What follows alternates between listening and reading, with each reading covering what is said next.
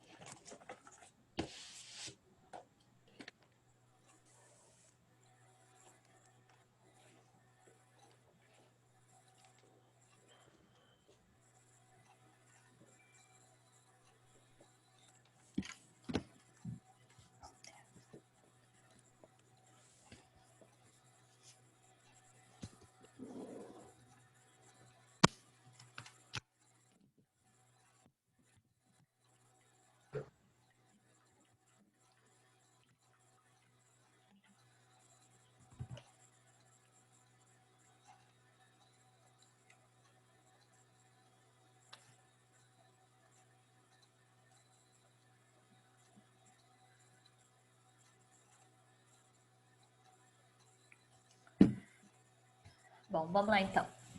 Prazer revê-los, pessoal. Tudo bem? Como estão?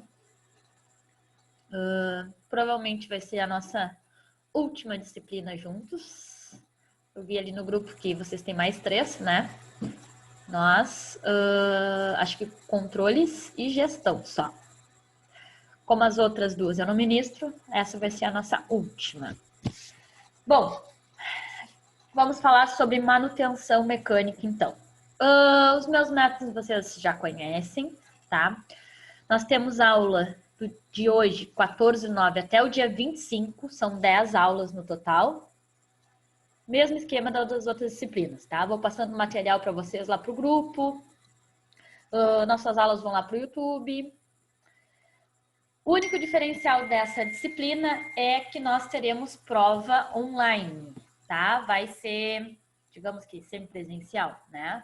Não vai ser em forma de trabalho, vai ser em forma de prova, tá? E ela vai ser lá no último dia de aula, dia 25/9.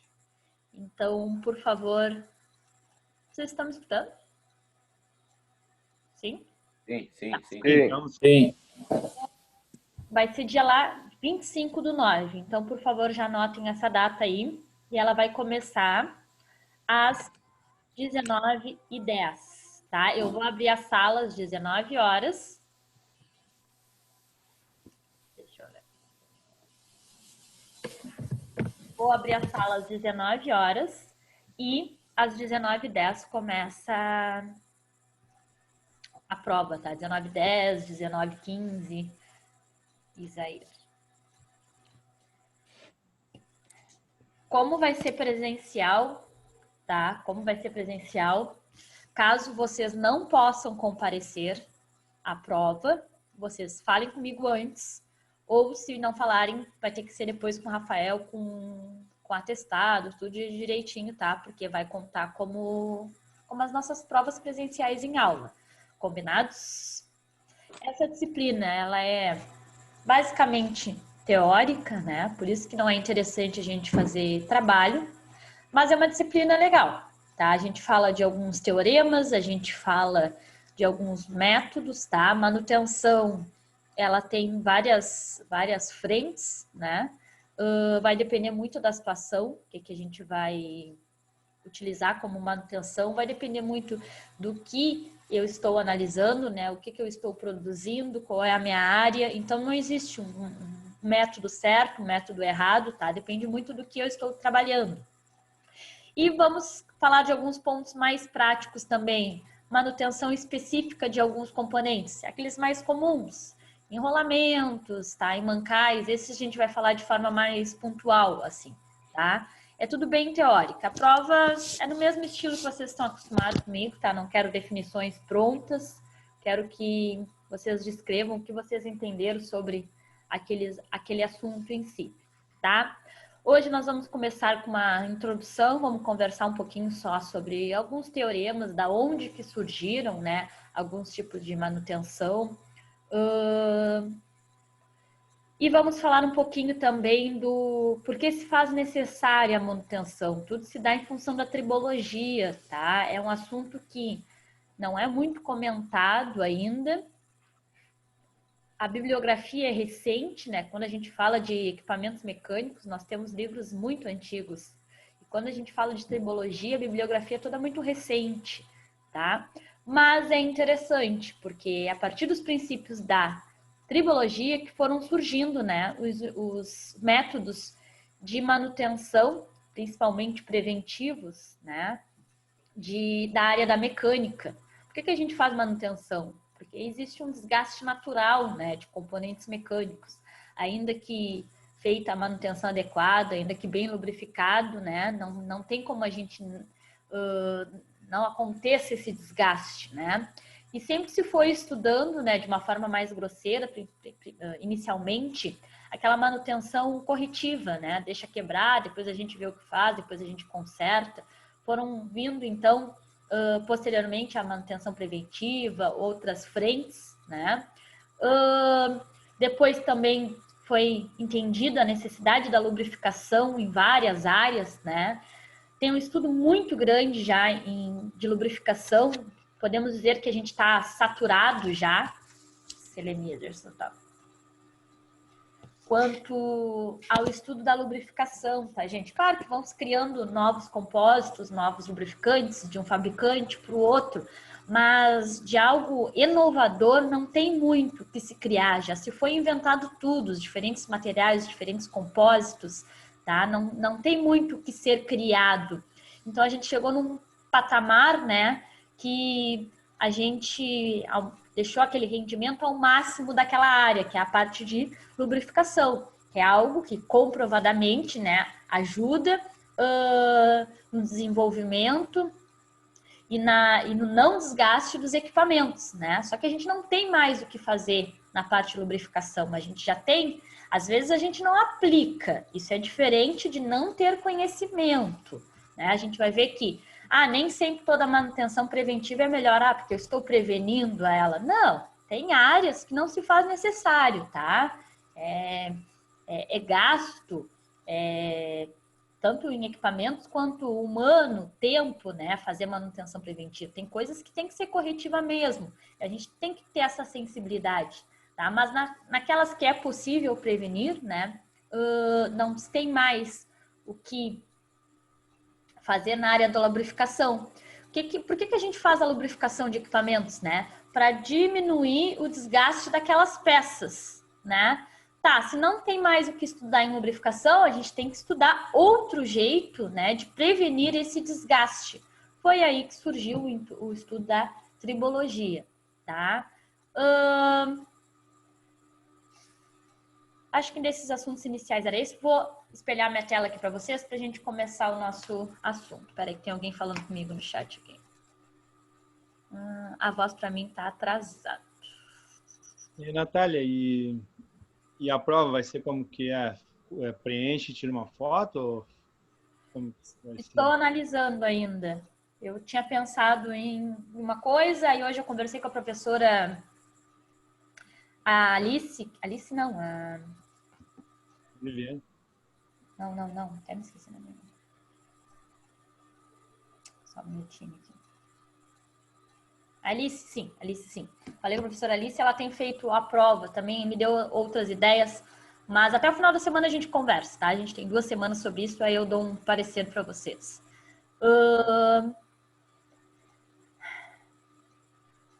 Sobre a prova vamos conversar ainda. Mais alguma dúvida por enquanto? Por isso? Tá, vamos começando então. Não se assustem, não vai ser nada.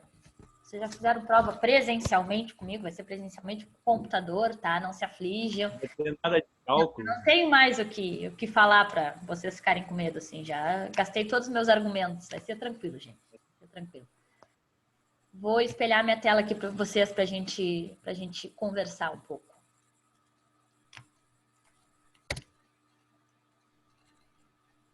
Espelhou para vocês aí? Sim. Tá.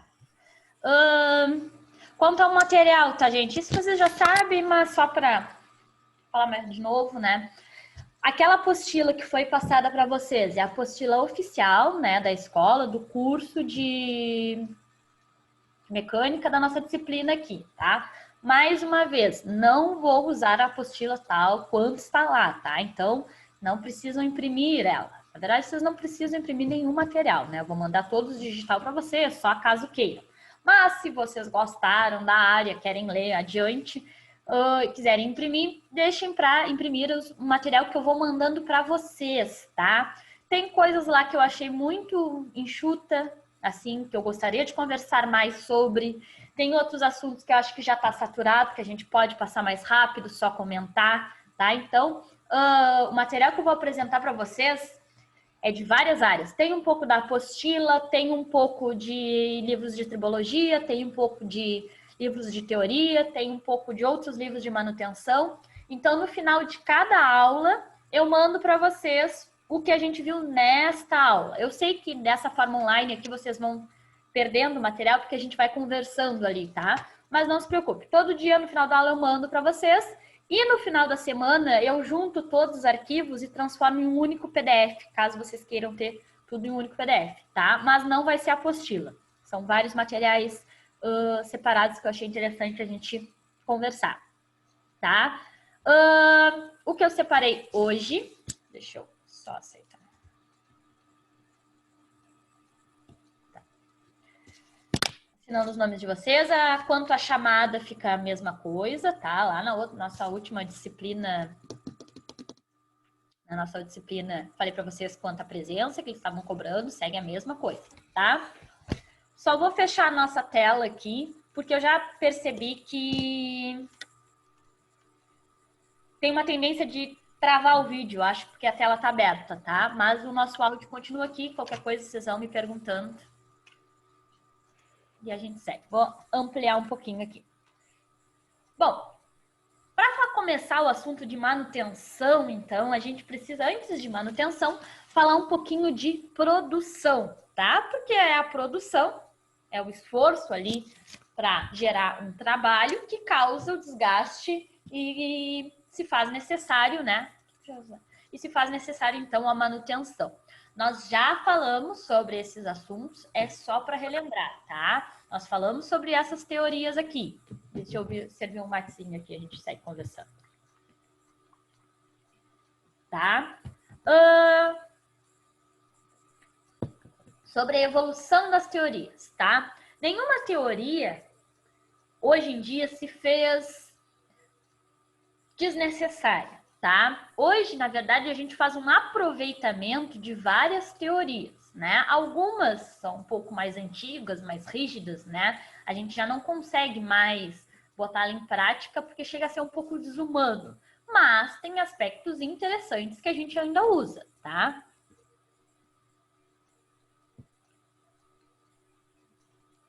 As primeiras teorias que surgiram foram as teorias de Taylor e as teorias de Ford, tá? Tem alguns aspectos nelas um pouco antiquados, tá?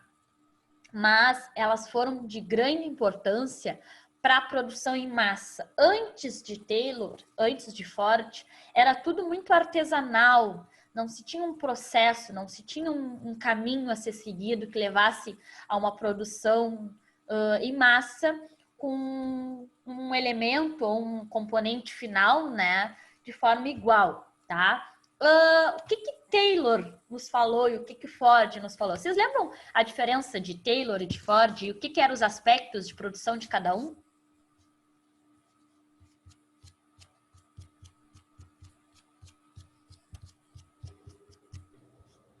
A gente fez até trabalho disso, gente. Essa é a aula que é a introdução, é para a gente conversar. Lembram? Lembram? Não lembram? Não lembram? Não tem certo, não tem errado. Eu não lembro. Não? Tá. Lembram que a gente falou que era tudo de forma muito artesanal, né? Não se tinha um método para se construir nada, né? Eu era um ferreiro, eu fazia do meu jeito, meu vizinho também era ferreiro, fazia de outro jeito, né? Cada um usava um material, cada um levava um tempo, tá? Taylor foi quem abriu, né, os trabalhos assim para esse estudo. Então ele começou a observar, né, como as pessoas trabalhavam e começou a descrever, né? Além de estudar, a gerar uma bibliografia sobre isso, né? Então, quem temos ali? O Johnny. O Johnny fazia cadeiras, tá? Então ele passou lá um dia inteiro do lado do Johnny e anotou o que ele usava de material, o que ele usava de ferramenta, quanto tempo ele levava para fazer os pés, quanto tempo ele levava para fazer os assentos, né? Não tinha uma introdução daquele assunto. Fez. Depois, quem tem depois ali o Maurício. O Maurício também fazia cadeiras, ele foi lá e descreveu todo o processo do Maurício. O que ele usava, o que ele não usava. E ele fez isso com várias pessoas, tá? Em várias áreas. Em específico na parte automobilística, tá, gente? Porque quem deu aquele boom, né, na produção em massa foi a área automobilística, tá? Sobre os tempos em que aconteceram, né? Algumas teorias aconteceram depois da Primeira Guerra Mundial, há outras teorias depois da Segunda Guerra Mundial, outras teorias depois da Revolução Industrial, tá? Por que muita coisa surge depois das grandes guerras, tá? Isso é em várias áreas, tá? Tanto em produção quanto medicina. Porque é o momento que cada país precisa se reinventar, tá? Para ganhar as guerras. Claro que inicialmente, deixa eu anotar o seu Paulo aqui. Isso é interessante porque, industrialmente falando, nada que foi criado normalmente tem aquele fim, tá? Hoje a gente usa o carro para passeio. A ideia do carro era um tanque de guerra. A maioria das coisas foram utilizadas como uma forma de proteção ou uma forma para atingir o inimigo. E a gente moldava aquilo transformando em um utensílio, tá? Foi criando, então, tecnologias e se precisava produzir mais componentes, mais elementos, e não se tinha um método para isso. Então, ele escreveu e começou ali a escrever. Ele não tinha muito o que comparar. Então, o que ele fazia? Olha, eu anotei, o Johnny usava 5 ferramentas para fazer a cadeira. O Maurício usava 4. Bom, se eu posso usar só 4, não precisar comprar 4 ferramentas, vou usar só 4, né? Então, ela anotava, mínimo tanto. Depois ele anotava o material. O Johnny usava 3 troncos de madeira. O Maurício usava 4. Não, se o Johnny usava 3, o Maurício 4, é porque dá para fazer com 3, tá? O Johnny levava 6 horas. O Maurício levava 5 horas. Bom, se o Maurício fazia em 5, é porque dava para fazer em 5. Era tudo assim, tá? Era um foco de produção em massa, tá? Maior capacidade do indivíduo e menor tempo, né? Só que a gente sabe que os indivíduos não são iguais, tá? Não é porque o Maurício consegue fazer em 5 horas que todo mundo vai conseguir fazer em 5 horas, né? Tu acaba deixando aquilo ali um processo muito mecânico, tá? Ele fez isso, para a indústria foi muito bom, né? E ele depois começou também a dividir, tá? Dividir as áreas. Para montar uma cadeira, eu fazia os pés, o Rafael montava o assento, quem é o próximo ali? O Walter fazia as costas e a gente ia montando. Isso deixava rápido. Tá, deixava rápido, tá? Só que isso era muito cansativo. Imagina passar um dia todo, só monta o pé. Só monta o pé, o próximo só monta o assento, o próximo só monta as costas. Aquilo ali acaba se tornando muito cansativo, né? E tu não tem aquela vontade, o interesse no trabalho. O que para eles não era um problema. Porque como a tecnologia surgiu pós-guerra, todo mundo estava mal financeiramente, precisava trabalhar. Se o indivíduo estava feliz ou não trabalhando, não interessava, tá? Ele precisava era trabalhar e se empenhar ao máximo, tá? De forma indireta, foi isso que causou a Revolução Industrial. As pessoas estavam saturadas, exaustas, né? Porque era muito cansativo, eles pegavam a pessoa que fazia mais rápido e todo mundo tinha que fazer igual, tá? Consequentemente, as pessoas tinham problemas de saúde, porque tu passava o dia todo fazendo aquele mesmo movimento, tá? E tinha muita gente desempregada. Então, o Johnny fazia em 2 minutos. Passou 2 anos fazendo em 2 minutos. Ótimo, né? No terceiro ano, ele pegou uma tendinite, tá? ele fazia em 3 minutos. Nossa, ele está fazendo em 3? Manda embora, chama outro que faça em 2. Era tudo assim, tá? As pessoas ficavam doentes muito cedo, se substituía as pessoas com muita facilidade, né? E quem acaba se destacando em uma área que tu otimiza o tempo e a força? As pessoas mais jovens, né? Então, chegava nas casas moravam mais pessoas, não era que nem hoje, 2 pessoas se juntam, vão morar numa casa. Não, comum era morar os avós, os filhos, os netos, muita gente em uma casa, tá? O foco era em homens jovens. Só que uma casa não tem apenas homens jovens, né? Tem os homens mais velhos, e tem as mulheres, e tem as crianças. Então, ficava poucas pessoas que eram capazes de trabalhar, né, e gerar dinheiro trabalhando de fato, tá? Em situações praticamente escravas. Foi isso que gerou a Revolução Industrial, tá? Depois da Revolução Industrial e uma insatisfação geral dos trabalhadores, tá? Eles perceberam, então, que precisavam fazer, né, outras formas de trabalho, porque as pessoas já não se sujeitavam àquilo, tá? Não foi porque pessoas de bom coração pensaram em outras teorias para o trabalhador ficar mais satisfeito. Não, foi porque simplesmente gerou uma revolução. Daí surgiu as teorias, tá? Deixa eu baixar aqui. De McDouglas-Gregor e também, tá, de Frederick Hesben, tá? As teorias deles levavam em consideração não só a capacidade do indivíduo de trabalhar, mas também da vontade dele de trabalhar, tá? O que já era um diferencial. As pessoas estavam conseguindo, né? A revolução trouxe alguns benefícios, as pessoas estavam trabalhando, optando por trabalhar em outras áreas que não eram indústria. Eram fazendo comida ou eram no campo, fazendo em outras coisas, porque na indústria era muito difícil, era muito pesado, era muito cansativo, sabe? Era muito desumano. Então as pessoas renovaram, inventaram outras coisas. Só que a indústria estava bombando e precisava de pessoas para trabalhar. Então eles tiveram que criar, né, fatores que incentivassem as pessoas a trabalhar, tá? Foi o primeiro, então, foi o McGregor que falou que o ser humano tem muito potencial. Ele mudou a história, né? Agora o Johnny não faz mais só o pé, o Maurício faz o assento, o Rafael faz as costas. Não, ele disse que as pessoas tinham potencial, né, de fazer várias áreas. E com isso, aquele trabalho ia se tornar mais interessante, porque tu não passava o dia fazendo a mesma coisa, né? Trouxe, então, a gerência, porque antes não existia gerência, era todo mundo peão e um diretor, tá? E só isso, todo mundo tinha que fazer aquilo.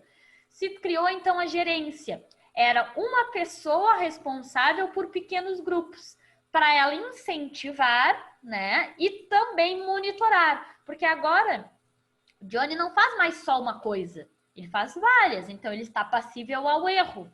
Para ele é interessante, para a indústria não. Para a indústria é mais interessante botar cada indivíduo fazendo uma única coisa. Porque se ele faz só o pé e ele passar 20 anos fazendo só os pés da cadeira, a chance dele errar é mínima, né? Mas é muito exaustivo para ele.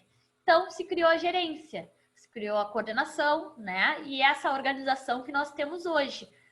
Uma pessoa que ordena, né, e comanda pequenos grupos. Frederick Hesben trouxe outras ideias, né? Ele tem a teoria dos 2 fatores. Isso é muito utilizado hoje ainda, tá? Muito utilizado. Na verdade, se esqueceu um pouco e hoje, qual a função de... Deixa eu anotar aqui, colega Lucas.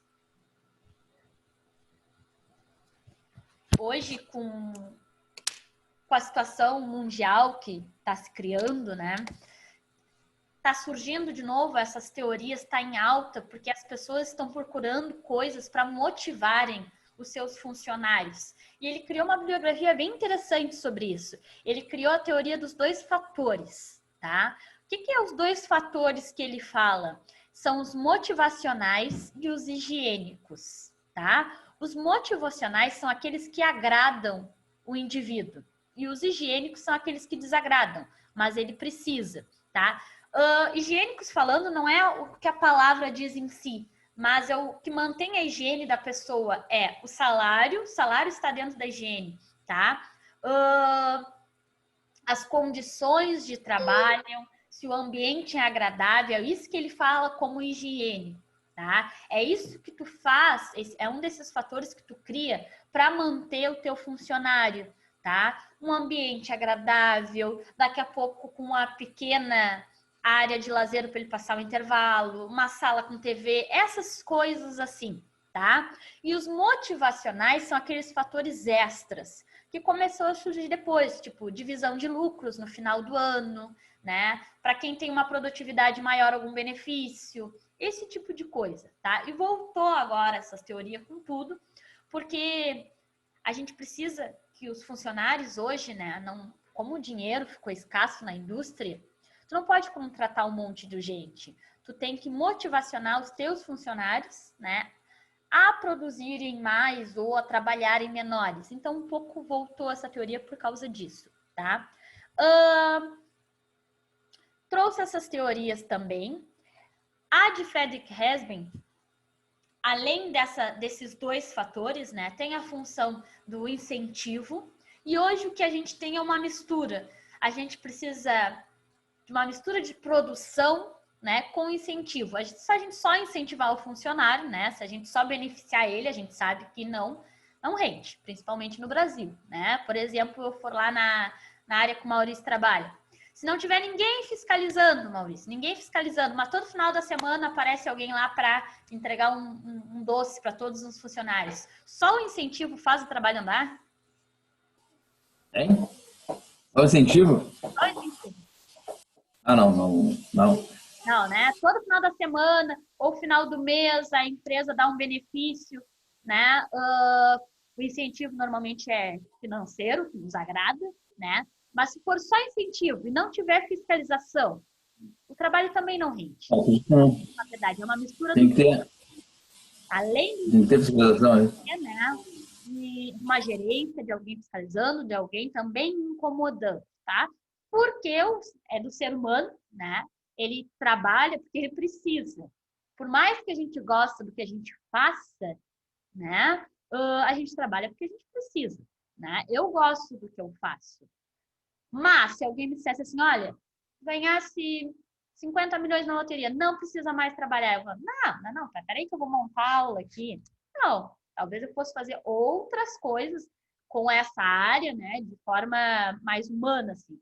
Mas por mais que a gente goste, é trabalho. A gente tem uma pressão, a gente tem, né, e precisa de uma fiscalização. Se junta essas teorias e temos o que temos hoje, tá? Uma mistura de incentivo com, né, fiscalização. Essas teorias, tá, se juntaram, se chamaram em teoria Z, que é o que a gente chama de teoria do prisma, tá? Ela tem alguns parâmetros, que são emprego vitalício, tá? De vários aspectos foram estudados, isso é o que se tem hoje, tá? É o que incentiva, de certa forma, as pessoas. Incentivar as pessoas é muito relativo, tá, gente? É muito difícil, porque às vezes uma coisa que me incentiva não incentiva vocês. Às vezes a empresa tem auxílio à creche. Para quem tem filho, isso é um baita incentivo. Pô, porque uma creche hoje é cara, tá? Mas para quem não tem, esse incentivo não funciona, né? Plano de saúde. Todo mundo gosta de plano de saúde, mas pessoas mais velhas ou também pessoas com filhos ou problemas com pessoas com problemas de saúde já crônico se importam muito mais com a qualidade do plano de saúde do que um guri de 18 anos que entrou na indústria, né? Garanto que se tiver outro benefício para ele é mais interessante do que um plano de saúde que ele vai usar de vez em quando, tá? E aí são vários fatores. Então, alguns dos fatores que eles concentraram foram o seguinte: parâmetros a serem analisados. Emprego vitalício, isso é um parâmetro que, de certa forma, todo mundo deseja, que é um emprego estável, né? Avaliação e promoções lentas, apesar de estável, tu não quer ficar naquele cargo para sempre, né? Tu quer evoluir, tu quer uma promoção, tu quer ganhar mais, sabendo que tem uma responsabilidade a mais, mas também ganhando mais. Tu tá em um determinado tempo na empresa, a teoria dizia que, apesar, né, de um compromisso maior, tu já tem uma experiência para lidar com ela. Trajetórias não especializadas, tá? Trajetórias não especializadas é essa possibilidade de estar aqui ou estar em outra filial, tá? Não é fixo. Apto ao controle, tá? Que envolve um pouco a função do ser promovido e ter capacidade para qual. Tá? Não adianta tu promover todo mundo e não qualificar ou ter experiência dessas pessoas, tá? O consenso, aquela flexibilidade na indústria de a gente produz adubo, tá? Tudo bem que a Yara de Rio Grande produz adubo, a Yara da Bahia produz adubo, mas são culturas diferentes, são distâncias muito longas, são climas diferentes. Então, a gente não pode ter a produção aqui igualmente como é lá, tá? A gente tem que ter uma sensibilidade de que aqui, dependendo da área, tu não pode mandar o funcionário passar o dia em cima do telhado, porque é um frio, né? Um vento que é, além de exaustivo, né? Aquilo ali, às vezes, limita a pessoa a trabalhar. Sabendo que todos os dias tem que trabalhar na rua, fazendo 2 graus no Rio Grande, em cima de um lugar que venta, isso te desmotiva. E também não dá para mandar o funcionário lá das Bahia passar também o dia no telhado. Por quê? Porque é um sol de, sei lá, 35 graus. Tem que ter essa sensibilidade, né? Um consenso de produção adaptável a cada meio, tá? Responsabilidade coletiva. Hoje tem vários métodos, né, de responsabilidade. Cada vez está mais rígida a segurança do trabalho. Então, se cria métodos que antes o gerente cuidava quem estava fazendo direitinho, que estava no andaime, estava de cinto. Hoje tem uma responsabilidade coletiva, tá? Tenta-se, então, essa ideia de todo mundo cuidar todo mundo, né, por um meio. Como é que eles fazem isso? Às vezes, bota a periculosidade por grupos, né? Se naquela semana o grupo A alguém se acidentou, não vai ter aquele benefício. Então, a gente passa a cuidar todo mundo, né? São meios de... Claro que se eu só chegar no grupo e dizer, pessoal, se cuidem, um cuida do outro, às vezes não rola, assim, né? Cada um, a gente tem essa individualidade humana. Mas se eu digo, olha, se passar a cada 15 dias, se não tiver nenhum acidente no nosso grupo, a gente ganha tal benefício. Então, isso já se torna interessante, tá? Valores cultivados. Se cria um valor hoje, não só cada um faz a sua parte, cada um o seu trabalho, é amizade, confiança, cooperação, harmonia, estabilidade, né? Igualdade, trabalho em equipe, principalmente. A gente viu que isso faz muita diferença na produtividade, tá? Acreditar, estratégias para mudanças, né? Acreditar no potencial dos funcionários para criar essa motivação. Construir a lealdade entre os empregados, né? Investir em treinamento. Daqui a pouco, investir no funcionário que eu já tenho, ele se sente, né? Visível ali. Reconhecer as realizações, descentralizar a tomada de decisões, né? Porque o coordenador diz que é assim, tem que ser assim. Não! Daqui a pouco, se ele sentar com a equipe, que querendo ou não é quem está no meio, né? Quem passa o dia ali do lado do equipamento, da máquina, ele pode tomar uma decisão melhor que sozinho, né? Porque ele cuida várias áreas e ele não consegue passar o dia do lado de cada equipamento, né? Como é que ele vai saber como funciona de fato? A gente sabe que além da formação, hoje em dia a gente tem que valorizar muito o conhecimento empírico, né? Porque entra o engenheiro mecânico ali, ele sabe tudo, ele vai resolver tudo. Não, mas pode ter ali o funcionário, o seu Joãozinho, que não tem uma engenharia, mas ele trabalha 15 anos do lado daquele compressor. Pode ter certeza que qualquer barulho diferente, ele vai saber mais do que fulano que entrou agora, que pode ser qualificado, pode ter um conhecimento, né? Pode ser que o seu Joãozinho tenha falta de um conhecimento, mas um não substitui o outro, né? Reconhecer as realizações, descentralizar as tomadas e gerar cooperação, tá? Depois dessa mistura, né, de teoremas que foram criados, se trouxe o modelo sueco, tá? O modelo sueco é mais conhecido como modelo Volvo, pela marca Volvo, tá? De carros e tudo mais. que ela leva em conta, além desses fatores que nós temos, tá? As coisas acontecem em tempo, né, em que a produtividade é maior ou menor. Não consegue ser constante sempre, tá? Isso não é no Brasil, isso é no mundo. Vai ter um momento, tem um pico de produtividade, aquele país bomba, tá? Os países que sabem, têm políticas melhores, né, aproveitam isso melhor, mas acontece com todo mundo. Chega num pico de produtividade, aquilo ali não tem como se manter super produtivo para sempre. Cai, não tem como, tá? É que nem o país deu uma crescida, todo mundo ganhou dinheiro, todo mundo comprou carro. As pessoas não vão mudar o carro no outro ano todo mundo. Uma hora cai, tá? É comum. O que eles fizeram para ter uma performance melhor nesse caimento, tá? O modelo sueco, o modelo Volvo, ele tem como característica, ele criou sindicatos, tá? É uma teoria que os outros grupos não tinham, sindicatos de cada área, tá? E ele criou a teoria da mão de obra qualificada.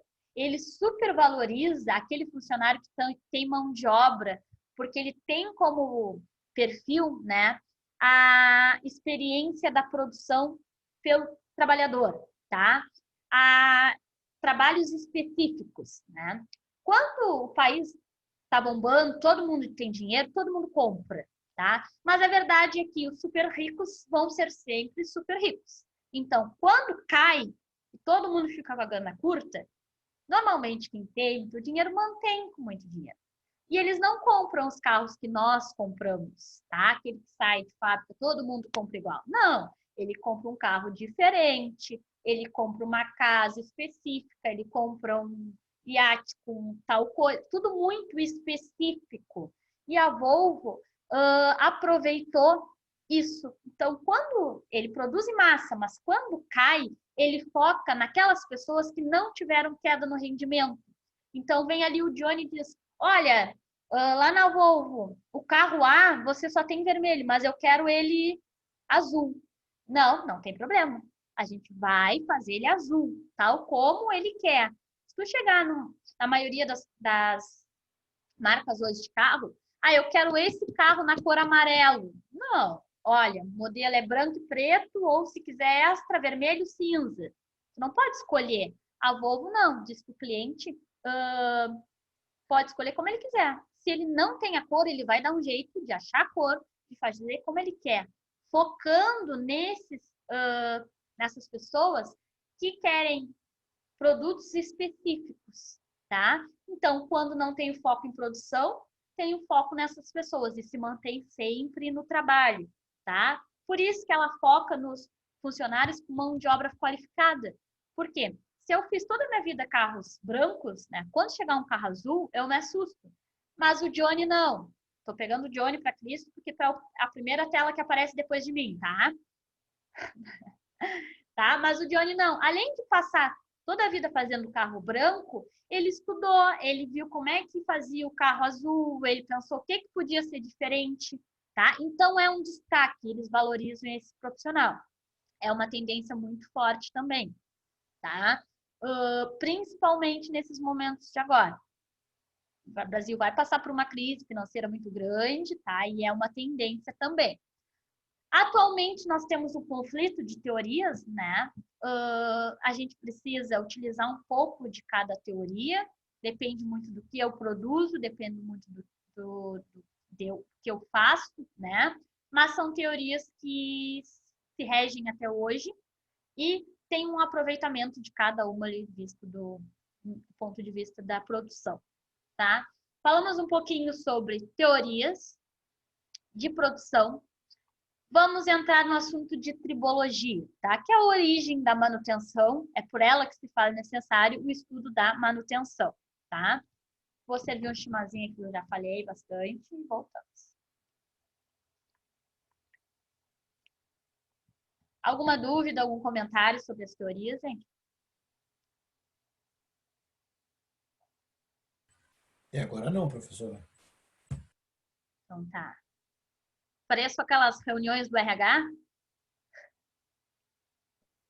Vou pedir para implantar isso lá na minha empresa. Qual tu vai pedir?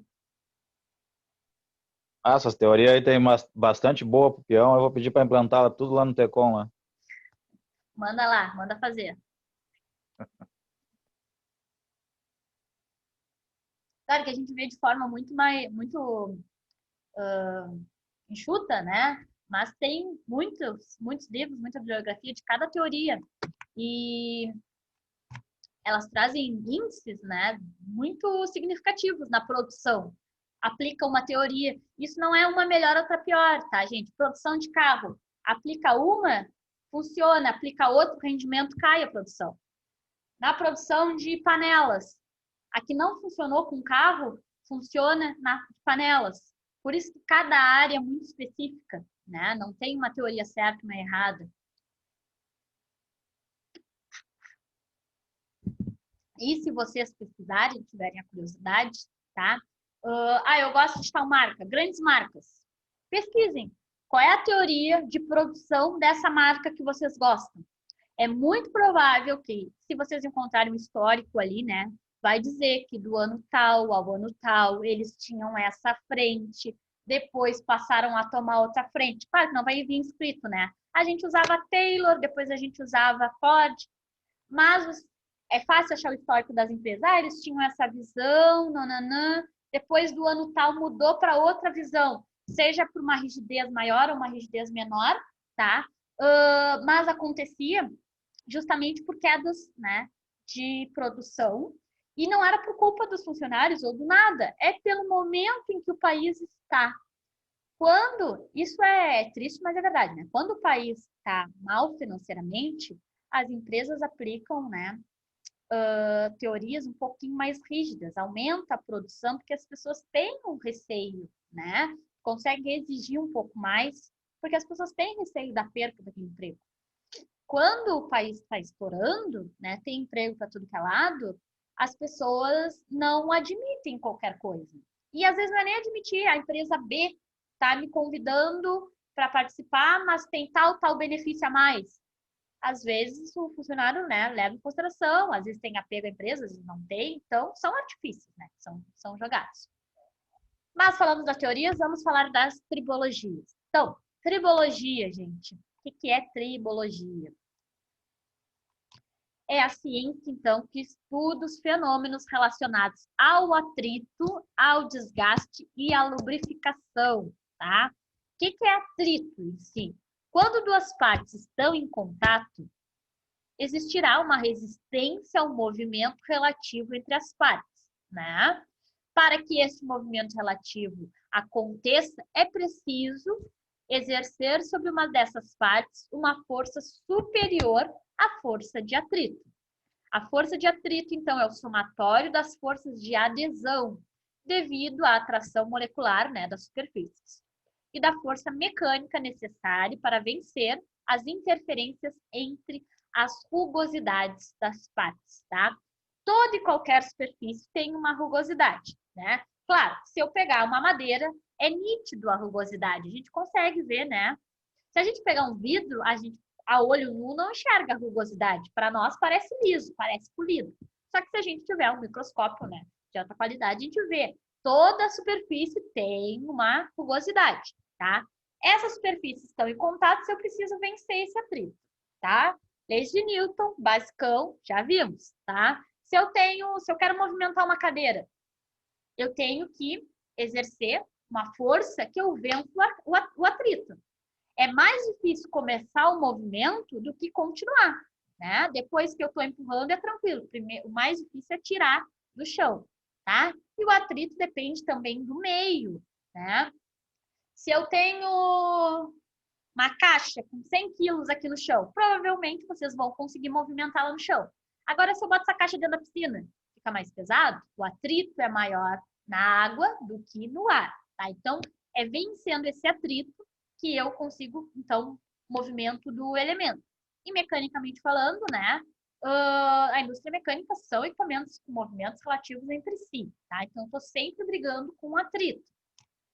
Sobre a lei de Coulomb, tá, gente? A força de atrito entre duas superfícies é equivalente ao produto do coeficiente de atrito, que é o μ, pela força atuante. que é Mi, gente?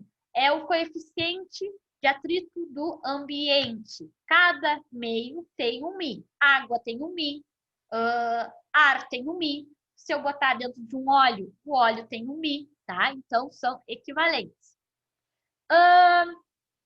Fn é a força que eu estou exercendo. A força para vencer o atrito tem que ser a força que eu estou exercendo vezes, né, o coeficiente do ar. Aqui, ó, temos uma figura que esclarece um pouco disso. A força de atrito, tá, tem que vencer, tem que ser maior que a força peso, né, que é a força da gravidade, que é só o fato da peça estar parada, ela está atingindo uma força peso no chão. Tá? Então, a força para movimentar um elemento tem que ser maior que a força de atrito, que é a força do quanto, né, mantém aquele elemento no chão. Então, quando eu tenho uma força maior que a força de atrito, eu consigo movimentar. Quando a minha força de atrito é maior, né, eu não consigo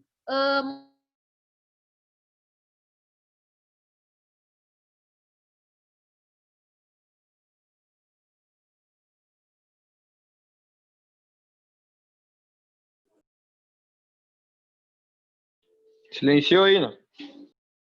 Pensei que era só o meu. E a Natália? Sumiu? Acabou a internet. Terminou Vai a ter aula mais dela. aula. Ela foi, Olha, Acabou a aula. Entrou nos cálculos, acabou a aula. Acabou a bateria. Não, mas tá. Mas aqui tem um aqui, ó, tá o mesmo pessoal aí ainda. Tá aprendendo aí, Paulo, o que é gestão? Pô, e aí, seu Paulo? Que toquezinho lidera aí, ó. Pô, tá aprendendo aí o que é gestão, Paulo? Agora na cadeira de gestão tu vai ver o que é gestão. Vamos ver. Ó, eu acho que não é bem eu que tenho que aprender isso aí, hein? Eu acho que não é bem eu. Não é chefe, não é? Chefe que tem que dar o bagulho. E aí, gurizada, como é que é? Chefe ou não é?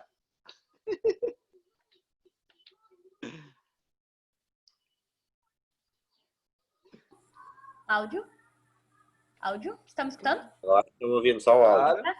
Deixa eu ver se é Temos só lhe ouvindo, professora. Voltamos? Voltamos. Deu uma travada aqui, mas voltamos. Tá todo mundo me acompanhando?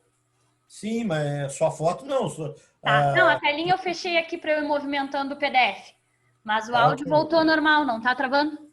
Não tá travando, voltou. Então tá. Então, a força, né, para movimentar um elemento tem que ser maior que a força de atrito. Beleza, isso já sabíamos. Superfície de um material. Falando em equações, que eu escutei algo de equações e travou. Não teremos equações nem cálculos nessa disciplina. A gente só está conversando sobre a tribologia aqui, mas não teremos nessa. Vai passar minhas contas nessa. Pô, coisa boa. Vai ser só teoria, só conversa. Bom, superfície de um material metálico. Quando o material metálico é trabalhado, acontece um desequilíbrio anatômico das moléculas próximas à superfície.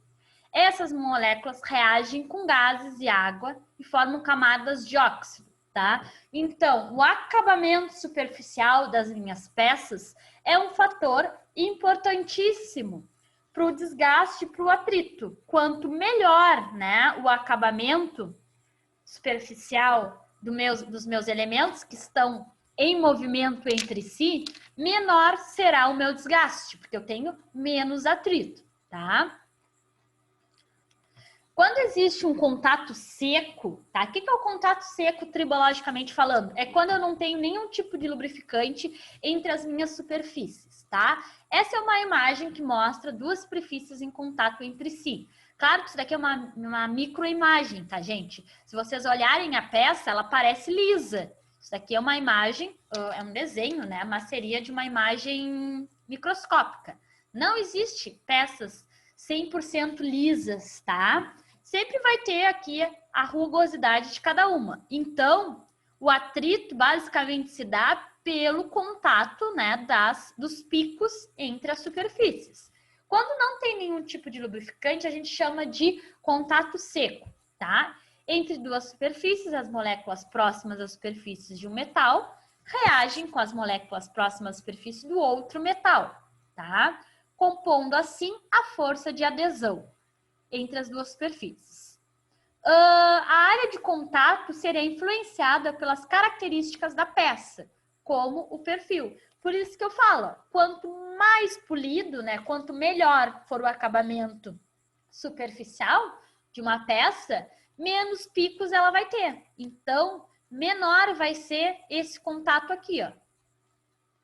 Assim, verifica-se que a força de atrito ocorre em função da adesão e da força mecânica atuante entre as peças, tá? A força de atrito acontece apenas aqui, ó, nos picos das minhas superfícies.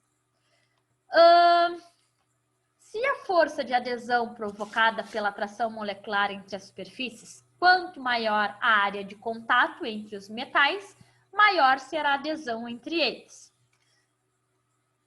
Ela acontece, né, nas cristas ou nos picos, né, das superfícies metálicas.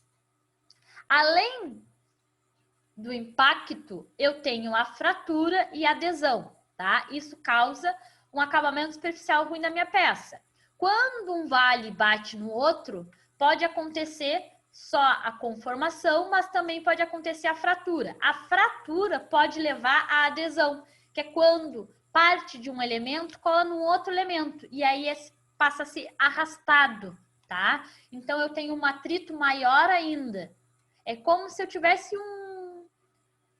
partículas entre as minhas duas peças. Isso vai gerar um maior atrito. Sob condições de lubrificação. Isso é muito importante, tá, gente? Porque a gente vai falar bastante de lubrificação depois. Nem toda lubrificação acontece de um único jeito, tá? O movimento relativo entre as superfícies em contato pode acontecer sobre as seguintes condições de lubrificação. Pode ser no vácuo, tá? É difícil, mas eu tenho componentes que trabalham no vácuo. Pode ser a lubrificação a seco, quando eu não tenho nada entre as minhas peças, tá? Quem é o lubrificante quando é a seco? É o ar, é a atmosfera, tá? Lubrificante limítrofe, lubrificação misturada e lubrificação hidrodinâmica, tá? É com essas três aqui que a gente trabalha quando a gente utiliza lubrificantes, tá? Lubrificantes líquidos ou pastosos, sendo que os dois primeiros casos o movimento acontece sem ação de lubrificante, que é quando eu tenho vácuo, quando eu tenho seco, tá? Movimento sujeito ao atrito seco. Como o movimento acontece sem ação de um líquido lubrificante, por exemplo, é importante evitar a adesão entre os elementos, adotando as seguintes ações: diminuição da pressão de contato, adequar a qualidade do acabamento superficial e atentar para uma boa escolha dos materiais em contato, tá? Movimento sujeito à ação de lubrificação. Dependendo das condições que envolvem o movimento relativo entre as partes, né, a lubrificação pode ser limítrofe, misturada ou hidrodinâmica, tá? Quando eu tenho lubrificante, o que é uma, o que é outra? O que é a lubrificação limítrofe, tá? Acontece em baixas velocidades relativas. Deixa eu anotar o colega aqui.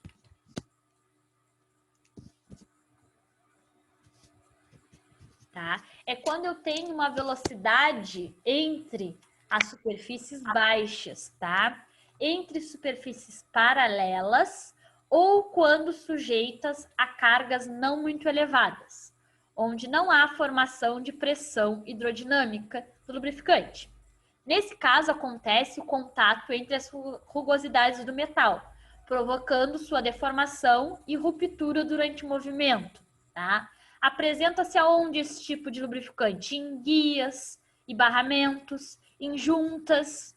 Nesse caso, o mais importante, que é a viscosidade do lubrificante, é que este apresente um filme aderente, tá? Com boa adesividade e resistente ao rompimento, tá? É quando eu tenho as imagens ali, tá? Então, eu uso em casos específicos, quando eu tenho baixa velocidade e baixa carga. O que é baixa carga, gente? É baixo peso, tá? Quando eu não tenho, por exemplo, um elemento muito pesado sobre o que eu estou lubrificando. Lubrificação misturada. ela é elástico-hidrodinâmica. Acontece normalmente nas seguintes situações: baixas velocidades relativas associadas a cargas elevadas, tá? Quando eu tenho um alto peso, mas baixas velocidades. Onde que eu uso? Engrenagens, encames, rolamentos. Altas velocidades relativas associadas a baixas cargas, é outra possibilidade, tá? Em retentores, selos mecânicos, eu só não posso ter os dois, alta velocidade e alta carga junto.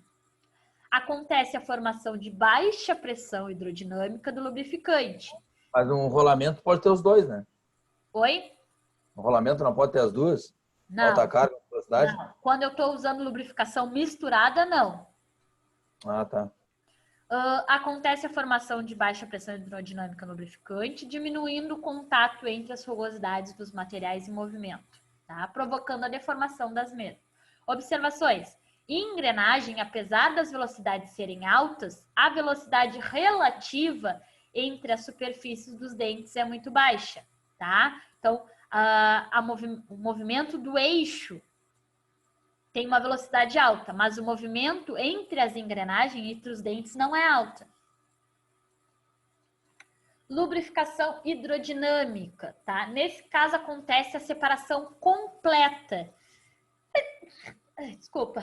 entre as rugosidades dos materiais, devido à pressão hidrodinâmica do lubrificante, da viscosidade do lubrificante, das velocidades alcançadas e até mesmo da energia externa. Apresenta-se onde? Em mancais, tanto radiais quanto axiais. São os lugares que têm alta velocidade e alta carga. Como não acontece contato entre as rugosidades dos materiais, o atrito e o desgaste ficam bastante minimizados. Considera-se, teoricamente, que a separação total acontece quando as espessuras do filme lubrificante é maior que, às vezes, a soma das rugosidades médias, tá? Então, qual é a diferença entre o primeiro, mista e a hidrodinâmica? É a separação entre as superfícies, tá? Na limítroca, eu tenho o contato, eu tenho lubrificante no meio, mas eu tenho contato entre as rugosidades, tá? Na mista, tem partes que eu tenho contato e tem partes que a minha superfície não se encostam. É uma espessura média, tá? É um filme médio de lubrificante. E na hidrodinâmica, eu tenho a separação total da superfície. Uma superfície não entra em contato com a outra. No meio, eu tenho um filme de lubrificante capaz de separar as duas, tá? Quando eu uso uma, quando eu uso outra? Eu tenho que jogar, né, com o atrito e a força, tá? Como o fluido lubrificante tem alta viscosidade, o atrito é alto. Então, para vencer o atrito, quando eu tenho um filme que separa totalmente as minhas superfícies, tá? Por exemplo, tem uma superfície, outra superfície. Quando elas entram em contato, tem um atrito médio. Quando eu tenho um fluido lubrificante no meio, as duas peças não exercem atrito entre si, mas sim da peça ao lubrificante e do lubrificante à peça. O lubrificante gera um atrito maior, então eu preciso de uma força também maior para vencer o meu atrito, tá? Então, em peças que eu não tenho altas potências, por exemplo, é difícil vencer o atrito. Então, eu tenho que ter parte das superfícies em contatos. Naquelas em que eu tenho peças, elementos com altas potências, eu consigo vencer o atrito do lubrificante. Então, vai depender de onde eu vou aplicar, da capacidade que o meu componente tem para fazer a força capaz de vencer o atrito. Então, não posso usar sempre um filme totalmente separável entre as minhas superfícies, porque o meu equipamento não vai ter potência para vencer esse atrito. Posso ter variações, tá, do coeficiente de atrito com as condições de lubrificação. Bom, as condições de lubrificação variam à medida que variam as cargas, né, o peso e as velocidades empregadas, bem como a viscosidade do lubrificante. Variando as condições de lubrificação, o coeficiente de atrito também varia. O diagrama de Stbeck, né, ele relaciona o coeficiente de atrito com as condições de lubrificação. Bom, essa daqui, ó, é uma lubrificação limítrofa. Então, ó, tem o contato, bastante contato entre as minhas superfícies. Essa aqui é uma lubrificação mista, tá? Tem momentos que acontece o atrito, mas são poucos, ó, né? Acontece o atrito aqui entre esses dois picos, depois não acontece, depois acontece um pouco, tá? Essa é uma lubrificação mista. E a lubrificação hidrodinâmica, eu não tenho contato, né, entre as minhas peças. Mas quais são as variantes da lubrificação? A velocidade do movimento relativo entre as duas superfícies, a viscosidade, que é o que diz quanto é a minha lubrificação, e a carga, né, o peso sobre as superfícies. Aqui, ó, quando eu tenho então, o atrito, eu tenho um alto coeficiente de atrito, eu tenho uma lubrificação limite, tá? Quando eu tenho um coeficiente de atrito médio, eu tenho uma lubrificação mista. E quando eu tenho... Áudio? Pessoal?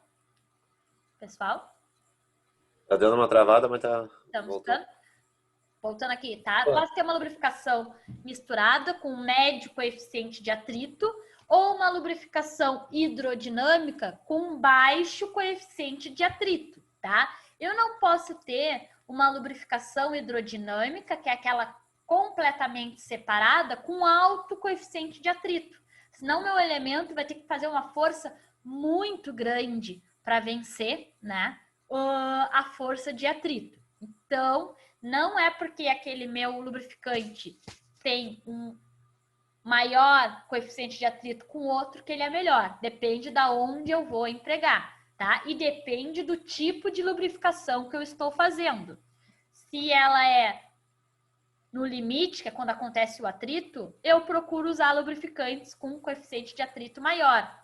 Mas quando eu tenho uma lubrificação hidrodinâmica, não é interessante eu usar um lubrificante com alto coeficiente de atrito, tá? Às vezes acontece, se peca muito por isso. Quanto maior o coeficiente de atrito, né? Consequentemente, quanto mais viscoso, melhor. Então, uso mais viscoso. Não, tá? Vai depender muito da onde eu vou empregar.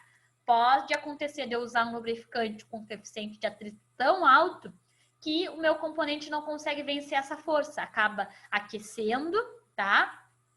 E às vezes quebrando o motor, por exemplo, do equipamento por não conseguir vencer o atrito. Fica pesado de trabalhar. Introduzindo sobre a manutenção industrial, tá? Depois a gente vai entrar nos aspectos dos diferentes tipos de manutenção.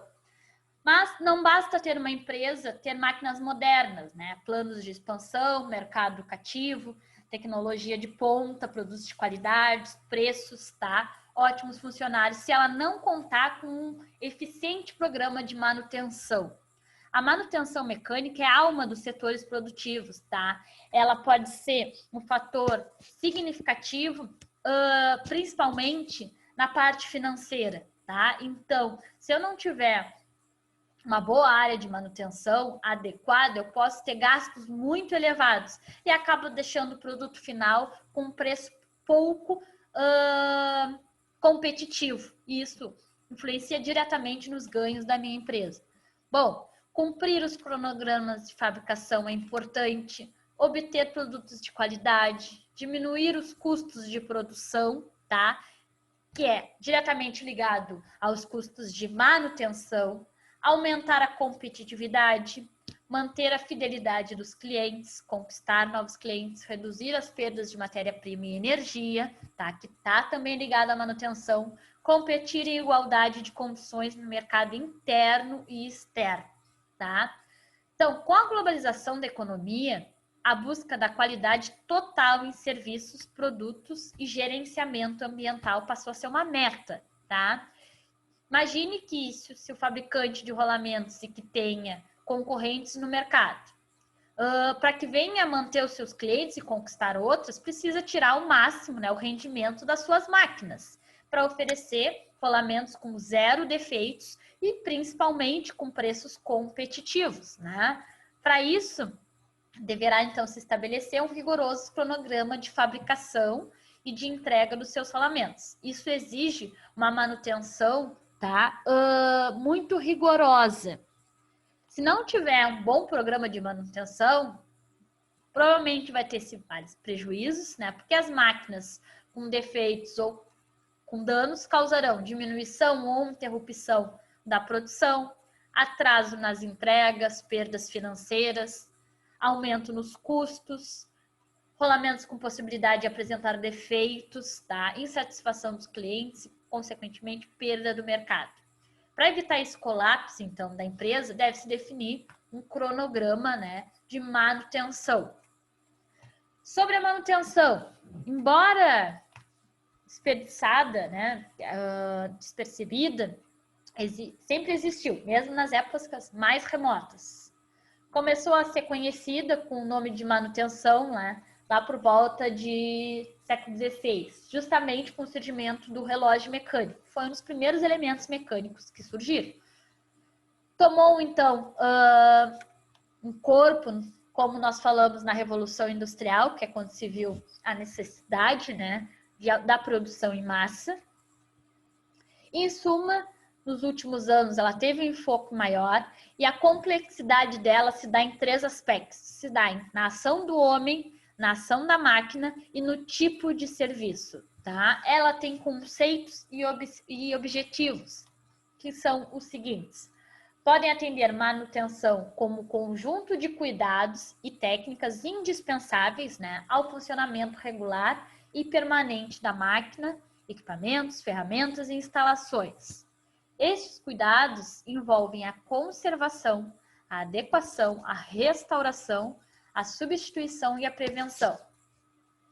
De um modo geral, a manutenção de uma empresa tem como objetivo manter os equipamentos e máquinas em condições de pleno funcionamento, para garantir a produção normal e a qualidade dos produtos. Prevenir prováveis falhas ou quebras dos elementos mecânicos, né? Alcançar esses objetivos requer manutenção diária e serviços de rotinas e de reparos periódicos. Sobre esses serviços de rotina e periódicos, tá? Os serviços de rotina constam, então, na inspeção e verificação das condições técnicas das unidades das máquinas. A detecção e identificação de pequenos defeitos dos elementos de máquina, a verificação dos sistemas de lubrificação e a constatação de falhas de ajuste são, por exemplo, serviços de manutenção de rotina, tá? Os periódicos consistem basicamente nos seguintes variáveis, tá? Monitorar as partes da máquina sujeita a maiores desgastes, ajustar ou trocar componentes em períodos pré-determinados, exames nos componentes antes do término de suas garantias, replagenar, se necessário, o programa dessa prevenção, tá? E testar os componentes mecânicos, tá? Existem 2 tipos de manutenção, a planejada e a não planejada, tá? Vai depender muito do que eu estou produzindo, que vai ditar qual tipo de manutenção eu vou ter, tá? Esses daqui são aspectos, deixa eu abrir aqui. Esses daqui são aspectos gerais, tá? Dentro de cada foco de manutenção, de cada tipo de manutenção, eu vou ter aspectos a cuidar ou a monitorar, tá? E uma lista de observações que eu tenho que fazer. Inicialmente, como introdução, paramos por aqui, tá? Amanhã a gente volta a ver as áreas de manutenção e os métodos propriamente ditos. Pessoal, dúvidas sobre essa introdução, sobre um pouco das teorias que nós falamos? Por enquanto, não. Tranquilo. Por enquanto não, Natália. Por enquanto tá tranquilo. Então tá, pessoal. Para a nossa primeira aula de introdução, paramos por aqui. E amanhã nos vemos de novo e começamos a disciplina propriamente dita. Temos mais 9 aulas pela frente. Então tá, pessoal. Tchau, tchau. Boa noite para vocês. Nos falamos amanhã. Boa noite, então, Natália. Natália.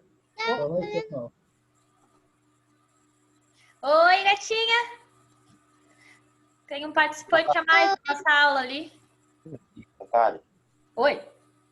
Amanhã vai ser o mesmo link, não? Amanhã vai ser o mesmo ID. Mas todos os dias eu mando para vocês lá no grupo. Mas o nosso ID se mantém o mesmo. Sim, é que o do Alex, no caso, foi toda a matéria do Contraponto. Não, o nosso vai ser também. Acho que até mandaram lá pro grupo. Mas mesmo assim eu mando o link para vocês lá pro nosso grupo. Mas é o mesmo, caso vocês entrem pelo computador. Tá bom, obrigado.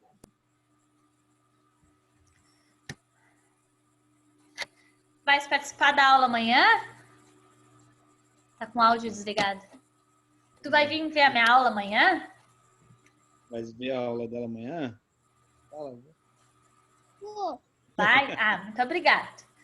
No final eu te passo até uma prova para tu tirar um 10. Vai tirar 10? Tu vai estudar? Ai, tá falhando. Vai? Tu é estudiosa? Sim. Ai, que bom! Assim ficar com orgulho, né? O que tu quer ser quando tu crescer? Eu desci e a Mira cresceu. Quando Hã? tu crescer, o que O que tu quer A ser? Mira fica grande.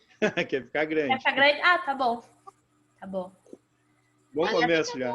Ah, minha sobrinha, o que quer ser quando crescer? Tá com 3 anos ela. Ela assim, quero ser médica de gato. Olha, Ah, é veterinária. Não, é de gato só. É só gato que ela quer. Os gatos. É, eu tenho uma sobrinha de 3, vai fazer 4. E um de 1, que fez 1 aninho ontem. que legal. Ontem. Que legal. Foi tudo dos dinossauros. Olha, Aí teve uma super festa aqui em casa com 8 pessoas. gostou? É o jeito, né, É gente? legal. Dizer o que é. Tinha Então tá. dinossauro por tudo aqui. Mas, né, é o jeito. Então tá, boa noite pra vocês. Tchau, gatinha. Boa noite. Boa noite. Boa noite.